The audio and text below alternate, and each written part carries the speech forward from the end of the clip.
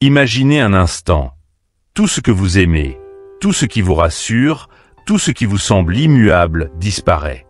Une relation qui se brise, un être cher qui s'en va, une opportunité qui vous échappe, un rêve qui s'effondre. La vie a cette étrange manière de nous rappeler que rien ne dure éternellement. Et pourtant, nous nous accrochons désespérément, refusant d'accepter l'éphémère, combattant l'inévitable. Mais si nous changions de perspective, et si, au lieu de subir ces pertes comme des blessures profondes, nous apprenions à les voir comme des passages nécessaires, des leçons précieuses?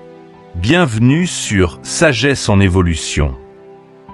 Aujourd'hui, nous allons explorer une philosophie qui a traversé les siècles, qui a aidé d'innombrables personnes à surmonter leurs douleurs et à affronter l'inconnu avec une force intérieure inébranlable, le stoïcisme. Cette sagesse millénaire ne promet pas d'effacer vos souffrances, mais elle vous donnera les outils pour leur donner un sens, pour transformer l'adversité en puissance, pour marcher avec confiance au milieu des tempêtes. Nous vivons dans un monde où tout est incertain. Ce que nous possédons aujourd'hui peut nous être retiré demain. Mais ce n'est pas une fatalité, c'est une réalité. Une réalité que nous pouvons choisir d'affronter avec peur et résistance, ou avec acceptation et courage. La question est simple. Allez-vous continuer à vous débattre contre le courant, ou allez-vous apprendre à naviguer sur les flots du changement avec sérénité? Si vous avez déjà ressenti cette douleur écrasante d'une perte, si vous avez déjà eu l'impression que le sol se dérobait sous vos pieds, alors restez avec nous. Car cette vidéo va vous donner des clés précieuses. Non pas des illusions, non pas de faux espoirs, mais une manière concrète de voir le monde, une philosophie qui a aidé les plus grands esprits à affronter leurs épreuves avec dignité et force. Alors, prenez une profonde inspiration. Ouvrez votre esprit. Et préparez-vous à un voyage intérieur qui pourrait bien transformer votre façon de voir la vie. Restez jusqu'au bout, car chaque mot, chaque idée pourrait être celle qui fera la différence. 1. L'amour et la douleur du rejet, comprendre et transcender la souffrance. L'amour est cette force invisible qui nous unit, qui nous fait vibrer, qui nous donne l'illusion d'une connexion éternelle. Il naît spontanément, souvent sans prévenir, comme une étincelle qui enflamme notre cœur et illumine notre existence. Dans ces moments de plénitude, nous avons l'impression d'avoir trouvé une ancre, une sécurité, un refuge indéfectible contre les tempêtes de la vie. Mais que se passe-t-il lorsque cet amour se délite, lorsque l'autre s'éloigne ou choisit de partir? La douleur qui nous envahit alors est si intense qu'elle semble insupportable. Nous avons tous connu ce sentiment. Un cœur brisé qui bat contre notre volonté, une boule dans la gorge, des nuits d'insomnie passées à chercher des réponses que nous ne trouverons jamais. Mais pourquoi souffrons-nous tant? Pourquoi un simple « je ne t'aime plus » peut-il nous anéantir au point de nous faire douter de nous-mêmes, de notre valeur, de notre capacité à être aimés à nouveau? La réponse est simple. Nous avons cru que nous contrôlions l'amour de l'autre. Nous avons cru, à tort, que parce que nous aimions profondément, l'autre nous devait un amour éternel en retour. Mais le stoïcisme nous enseigne une vérité fondamentale et libératrice. Nous ne contrôlons jamais les sentiments de quelqu'un d'autre. Nous pouvons aimer avec sincérité, donner sans compter, offrir le meilleur de nous-mêmes. Mais nous ne pourrons jamais forcer un cœur à rester s'il a décidé de partir. Prenons un exemple concret. Imaginez une personne qui arrose chaque jour une fleur avec soin, veillant à ce qu'elle reçoive assez de lumière et de nutriments. Malgré tout, un matin, la fleur se fane et meurt. La personne pourrait pleurer sur sa perte, maudire le soleil, l'eau ou la terre. Mais la réalité est simple. Elle n'a jamais eu le pouvoir de retenir cette fleur éternellement. Elle a fait de son mieux, mais certaines choses échappent à notre contrôle. C'est exactement ce qui se passe en amour. Nous pouvons nourrir la relation, la cultiver avec patience et tendresse, mais nous ne pouvons garantir que l'autre ressente toujours la même chose, au même moment, avec la même intensité. Accepter cela, c'est reprendre son pouvoir. C'est comprendre que la souffrance n'est non pas de la perte elle-même, mais de notre attachement à l'illusion du contrôle. Nous souffrons parce que nous pensions que cet amour durerait toujours. Nous souffrons parce que nous avons investi nos espoirs, nos rêves et notre bonheur entre les mains d'une seule personne. Et c'est là que le stoïcisme nous offre une leçon essentielle. Notre bonheur ne doit jamais dépendre de quelqu'un d'autre. Sénèque disait « La vie est comme une pièce de théâtre. Ce qui compte, ce n'est pas sa longueur, mais la manière dont on la joue. » Appliquons cela à l'amour. Ce qui importe, ce n'est pas de savoir combien de temps une relation a duré, mais ce qu'elle nous a apporté, comment elle nous a façonné, les leçons que nous en tirons. Une relation qui se termine n'est pas un échec. C'est simplement la fin d'un chapitre. Et à chaque fin, un nouveau commencement se dessine. Cela nous amène à un autre piège dans lequel nous tombons souvent. Croire qu'une seule personne peut être la clé de notre bonheur. Combien de fois avons-nous entendu des phrases comme « sans lui, elle, je ne suis rien » ou « je ne retrouverai jamais quelqu'un comme lui, elle ». Ces pensées sont non seulement destructrices, mais aussi totalement fausses. Le stoïcisme nous rappelle que la seule chose dont nous avons besoin pour être heureux, c'est la vertu, c'est-à-dire nos propres valeurs, nos propres choix, notre capacité à agir en accord avec ce qui nous élève. Prenons l'exemple d'un philosophe stoïcien comme Épictète. Né esclave, il aurait pu se laisser écraser par son destin, croire que son bonheur dépendait de la clémence de son maître. Mais il a compris une vérité puissante. La liberté véritable ne se trouve pas dans les circonstances extérieures, mais dans la manière dont nous choisissons de les interpréter. De la même façon, notre bonheur ne doit pas être tributaire de l'amour d'une seule personne. Il doit venir de nous-mêmes, de notre capacité à voir la beauté de la vie au-delà de la relation perdue. Imaginez quelqu'un qui vient de perdre un emploi qu'il adorait. Il peut passer des mois à regretter ce qu'il a perdu, à se lamenter sur son sort, ou il peut voir cette perte comme une opportunité de redéfinir son avenir, d'explorer de nouvelles passions, d'évoluer vers quelque chose de plus grand. L'amour fonctionne de la même manière. Une rupture peut être une fin ou un renouveau. Ainsi, au lieu de rester enfermé dans la douleur du rejet, posons-nous cette question. Et si cette rupture était l'occasion de mieux nous connaître, de comprendre ce que nous voulons réellement, de grandir en tant qu'individu? Peut-être avons-nous trop donné, peut-être avons-nous négligé nos propres besoins, peut-être avons-nous idéalisé une personne qui ne nous correspondait pas vraiment. En intégrant cette philosophie stoïcienne dans notre vie amoureuse, nous pouvons traverser les ruptures avec plus de sérénité.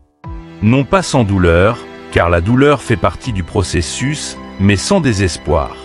Car nous comprenons que tout est éphémère, et que derrière chaque perte se cache une opportunité de reconstruction.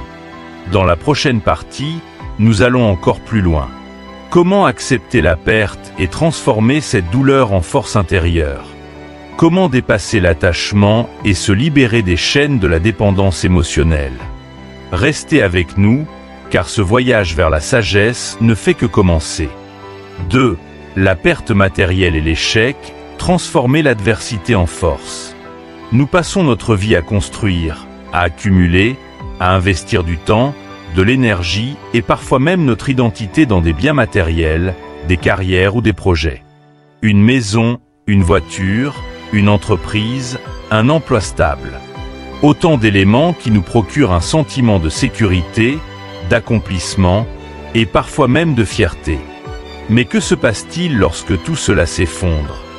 Lorsqu'un licenciement brutal, un accident, une faillite ou une crise économique nous arrache ce que nous avions mis des années à bâtir.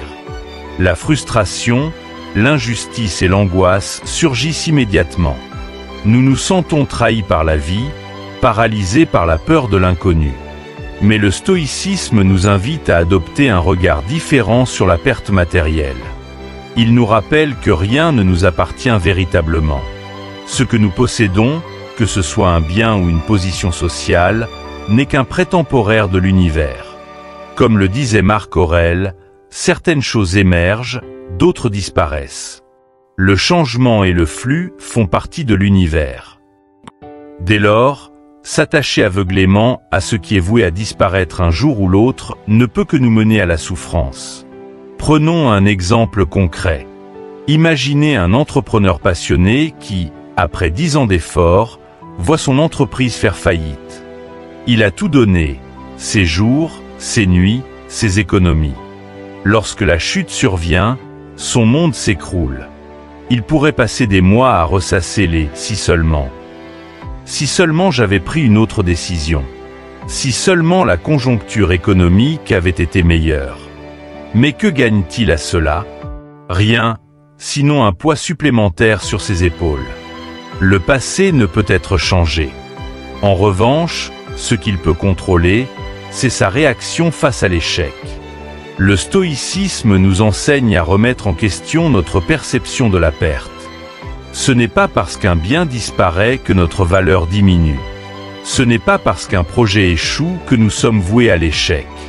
Sénèque disait « Ce n'est pas parce que les choses sont difficiles que nous n'osons pas, c'est parce que nous n'osons pas qu'elles sont difficiles. » Face à une perte matérielle ou un échec, nous avons toujours deux choix. Nous lamenter et rester figés dans le passé, ou bien nous relever, apprendre et avancer. L'histoire regorge d'exemples de personnes qui, après un échec cuisant, ont su transformer cette expérience en tremplin vers un plus grand succès. Prenons l'exemple de Thomas Edison, l'inventeur de l'ampoule électrique. Avant de parvenir à une invention qui fonctionnerait, il a échoué plus de 10 000 fois. Lorsqu'un journaliste lui a demandé s'il ne se sentait pas découragé par autant d'échecs, il a répondu « Je n'ai pas échoué. J'ai simplement trouvé 10 000 façons qui ne fonctionnent pas. » Voilà l'essence du stoïcisme, ne pas voir l'échec comme une finalité, mais comme une leçon. Adopter cette philosophie ne signifie pas nier la douleur ou la difficulté. Lorsqu'on perd son emploi, sa maison ou tout ce pour quoi on a travaillé, il est normal de ressentir du chagrin, de l'anxiété. Mais la question essentielle est, combien de temps allons-nous nous laisser emprisonner par cette douleur? Un jour? Un mois? Des années? Plus nous restons attachés à ce qui est déjà perdu, plus nous prolongeons notre souffrance. Un autre enseignement clé du stoïcisme est le concept de amor fati, qui signifie aimer son destin. Cela ne veut pas dire accepter passivement tout ce qui nous arrive, mais voir dans chaque épreuve une opportunité de croissance. Une faillite peut être une chance de recommencer différemment. Un licenciement peut être l'occasion de découvrir une nouvelle passion. Une perte financière peut nous apprendre à nous détacher des biens matériels et à chercher le bonheur ailleurs. Un exemple frappant est celui de Steve Jobs. En 1985, il est licencié d'Apple, l'entreprise qu'il avait lui-même fondée. Il aurait pu se laisser consumer par l'amertume et le ressentiment. Mais au lieu de cela, il a utilisé cette épreuve pour rebondir. Il a créé de nouvelles entreprises, affiné sa vision, et des années plus tard, il est revenu chez Apple pour en faire l'une des plus grandes réussites de l'histoire. Sans cet échec, Apple ne serait pas ce qu'elle est aujourd'hui. Ainsi, la prochaine fois que nous faisons face à une perte matérielle ou à un échec, demandons-nous, est-ce réellement une perte ou simplement un changement de direction? Que puis-je apprendre de cette situation? Comment puis-je utiliser cette expérience pour rebondir et évoluer?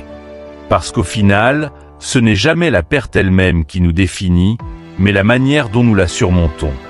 C'est notre capacité à nous relever, à changer notre regard sur la situation et à avancer avec résilience qui fait la différence. Et c'est précisément là que nous allons poursuivre notre réflexion. Si nous pouvons apprendre à accepter la perte matérielle, qu'en est-il des pertes encore plus profondes, celles qui touchent notre être et notre existence? Dans la prochaine partie, nous explorerons la maladie, la fragilité de la vie et comment le stoïcisme nous aide à faire face à notre propre vulnérabilité. Restez avec nous, car ce voyage vers la sagesse ne fait que commencer. 3. La maladie et la peur de la mort, trouver la sérénité dans l'inévitable. Un jour, tout peut basculer. Un simple rendez-vous médical, une prise de sang, un scanner, et soudain, un diagnostic tombe. Le cœur s'emballe, les pensées s'accélèrent. Pourquoi moi? Que ai-je fait pour mériter cela? Comment vais-je affronter cette épreuve? L'annonce d'une maladie grave est l'un des plus grands chocs que nous puissions vivre. Elle met brutalement fin à l'illusion de notre invincibilité, nous forçant à regarder en face une réalité que nous préférons souvent ignorer. Nous sommes mortels. Mais comme le rappelait Épictète, ce ne sont pas les choses qui nous troublent, mais l'opinion que nous en avons. En d'autres termes, ce n'est pas tant la maladie qui nous terrifie, mais notre perception de celle-ci. Nous associons automatiquement un diagnostic médical à une fin tragique, à une souffrance insurmontable. Pourtant, si nous changeons notre regard, si nous adoptons une approche stoïcienne face à la maladie, nous pouvons en tirer une force insoupçonnée. Prenons l'exemple de Stephen Hawking, diagnostiqué très jeune avec une maladie dégénérative qui devait l'emporter en quelques années. Plutôt que de se laisser submerger par le désespoir, il a décidé de se concentrer sur ce qu'il pouvait contrôler. Son esprit, sa passion pour la physique, son amour de la vie. Il a vécu plus de 50 ans après son diagnostic, révolutionnant notre compréhension de l'univers. Il aurait pu céder à la peur et à la résignation, mais il a choisi de donner un sens à chaque jour. Le stoïcisme nous enseigne que nous n'avons pas le contrôle sur notre corps ou notre santé, mais nous avons toujours le contrôle sur notre esprit. Une maladie peut affaiblir notre corps, mais elle ne peut jamais nous priver de notre capacité à choisir comment nous réagissons. Un patient qui décide de sourire malgré la douleur, qui choisit de savourer chaque instant avec ses proches, qui se concentre sur ce qui lui apporte du bonheur au lieu de s'attarder sur ce qui lui manque, démontre une force intérieure bien plus puissante que la maladie elle-même. Mais alors, comment surmonter la peur de la mort, cette angoisse silencieuse qui nous suit tout au long de notre existence? Les stoïciens considèrent la mort non pas comme une fin tragique, mais comme une simple transition naturelle. Marc Aurèle nous rappelle « Tu pourrais quitter la vie maintenant », que cela détermine ce que tu fais et dis à chaque instant. Cette pensée n'a rien de morbide, bien au contraire. Elle nous pousse à vivre pleinement, à ne pas perdre de temps dans des futilités, à aimer sans attendre, à poursuivre nos rêves sans hésiter. Trop souvent, nous vivons comme si nous étions éternels, repoussant les choses importantes à plus tard. Un jour, je prendrai soin de moi. Un jour, je voyagerai. Un jour, je dirai aux gens que je les aime. Mais parfois, ce plus tard ne vient jamais. Ce que la maladie nous offre, aussi paradoxal que cela puisse paraître, c'est une clarté brutale. Elle nous rappelle que chaque jour est un cadeau. Certains, après un diagnostic grave, changent radicalement leur vie. Ils réalisent que l'essentiel n'est pas dans la course effrénée à la réussite ou à l'accumulation de biens, mais dans les moments vécus pleinement. Ils passent plus de temps avec leurs proches, s'autorisent enfin à être eux-mêmes, savourent les petits plaisirs du quotidien. Pourquoi attendre la maladie pour commencer à vivre vraiment? Prenons un autre exemple inspirant, celui de Randy Pausch, professeur d'informatique atteint d'un cancer en phase terminale. Au lieu de se laisser abattre, il a donné une conférence devenue célèbre sous le nom de The Last Lecture. Il n'a pas parlé de la mort, mais de la vie, du rêve, du bonheur. Il a offert à ses enfants, à ses étudiants et au monde entier une leçon de courage et d'optimisme. Accepter la mort ne signifie pas l'attendre passivement. Cela signifie l'intégrer à notre vision de la vie, ne plus en faire un sujet tabou, mais une motivation pour ne rien laisser en suspens. Nous ne savons pas combien de temps il nous reste, mais nous savons que nous pouvons choisir comment utiliser chaque instant. Alors, posons-nous la question, si j'apprenais aujourd'hui que mes jours sont comptés, que changerais-je dans ma vie? Quelle peur arrêterais-je de nourrir? Quel rêve oserais-je enfin poursuivre? Comment puis-je donner un sens plus profond à mon existence? Les stoïciens ne nous demandent pas de nier la peur, mais de ne pas lui laisser le pouvoir de gouverner notre vie. Nous devons vivre avec l'urgence d'aimer, de créer, d'expérimenter, sans attendre que la maladie ou la mort nous rappelle brutalement notre fragilité. Et c'est précisément ce que nous allons explorer dans la prochaine partie. Comment accepter la perte d'un être cher, cette douleur déchirante qui nous confronte au vide et à l'absence. Restez avec nous, car cette réflexion sur la vie ne fait que s'approfondir. 4. La perte d'un être cher, transformer le deuil en hommage à la vie. La perte d'un être cher est l'une des épreuves les plus douloureuses de l'existence. Lorsqu'une personne que nous aimons disparaît, c'est un vide immense qui s'installe, une absence qui semble impossible à combler.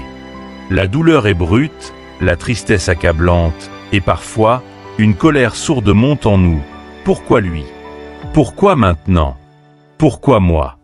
Nous cherchons des explications, nous remuons le passé, nous nous accrochons aux souvenirs comme à des morceaux flottants après un naufrage. Mais le stoïcisme nous enseigne une vérité essentielle et difficile à accepter. Rien ne nous appartient vraiment. Nos proches, tout comme nous, sont de passage sur cette terre. Ils nous sont prêtés par la vie, et un jour, elle nous les reprend. Sénèque le formulait ainsi: « Tout ce qui existe appartient à la nature et nous est simplement confié pour un temps. » Cela signifie-t-il que nous ne devons pas pleurer nos disparus? Bien sûr que non. Le deuil est un passage nécessaire, un hommage à l'amour que nous avons partagé. Mais il ne doit pas nous engloutir. Il ne doit pas nous empêcher de continuer à vivre, car c'est précisément ce que ceux que nous avons perdus voudraient pour nous, que nous trouvions la force de continuer, que nous portions leurs souvenirs avec amour et gratitude, et non avec désespoir. Prenons l'exemple d'un parent qui perd un enfant, une douleur que beaucoup décrivent comme insurmontable. Comment continuer à avancer lorsque l'on perd ce que l'on a de plus précieux? Certains sombrent dans le chagrin, incapables de retrouver un sens à la vie. Mais d'autres, après un long cheminement, décident de transformer cette douleur en force. Ils honorent la mémoire de leur enfant en vivant pour lui, en réalisant ce qu'il aurait aimé accomplir, en aidant d'autres familles confrontées à la même épreuve. Ce n'est pas un déni de la douleur, mais une transformation du chagrin en un acte d'amour continu.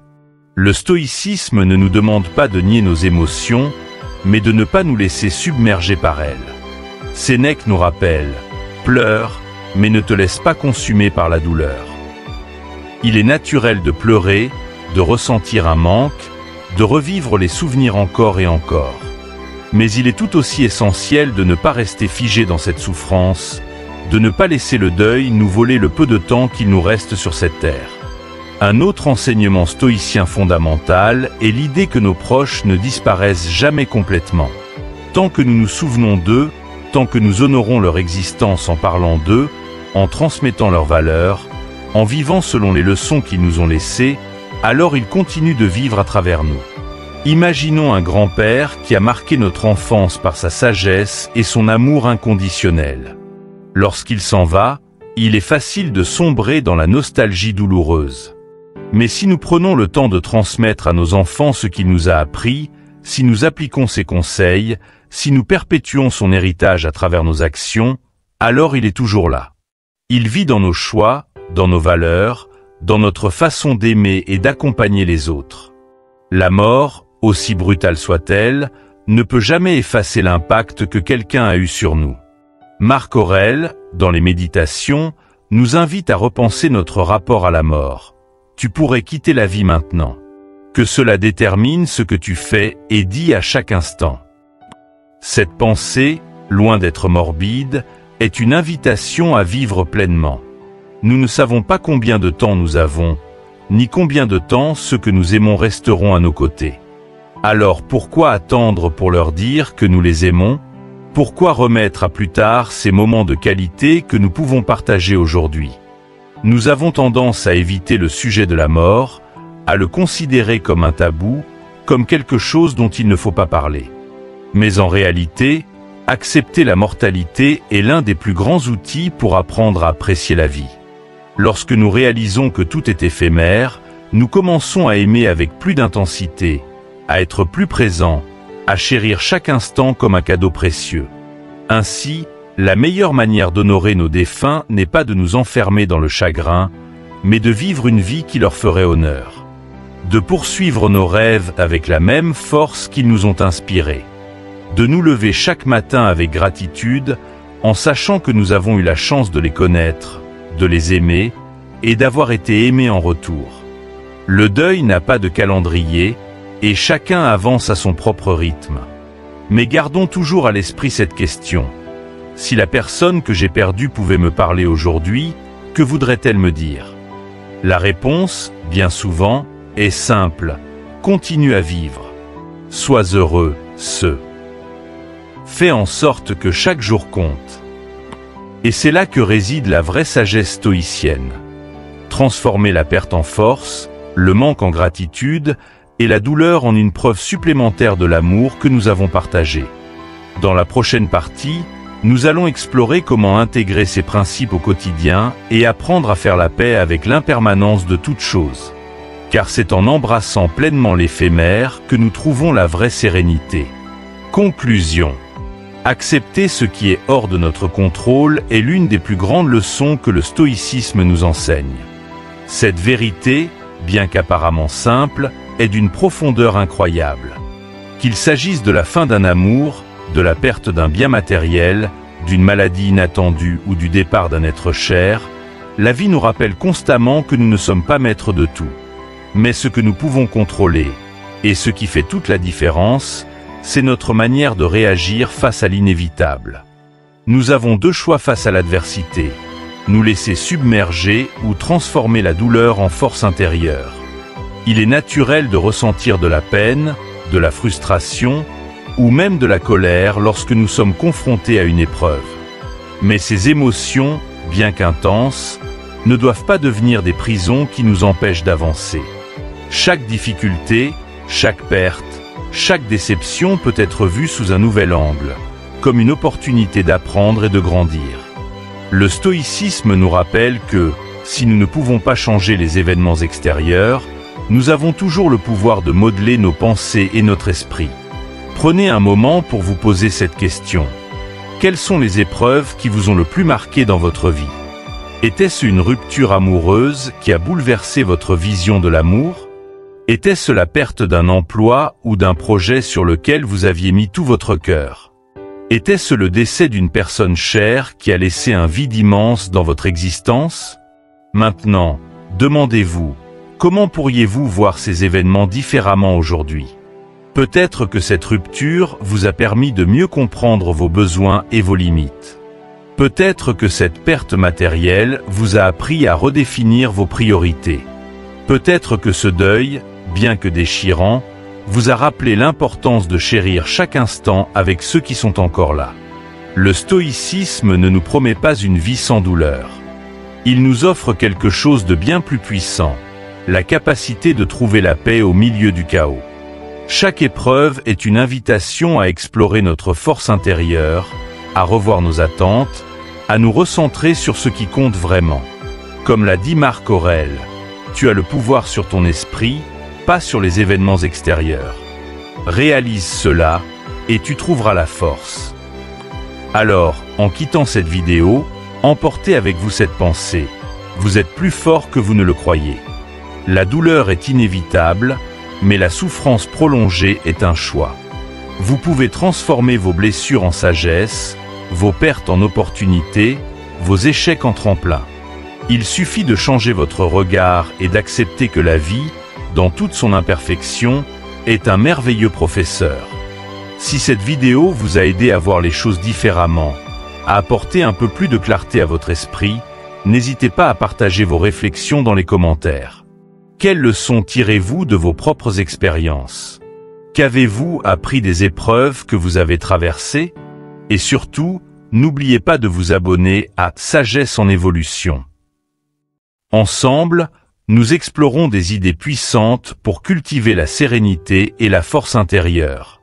Cliquez sur la cloche de notification pour ne rater aucune de nos vidéos. Et si cette réflexion vous a inspiré, pensez à aimer et partager cette vidéo avec ceux qui pourraient en avoir besoin. Merci d'avoir regardé, et souvenez-vous, chaque jour est une opportunité de grandir.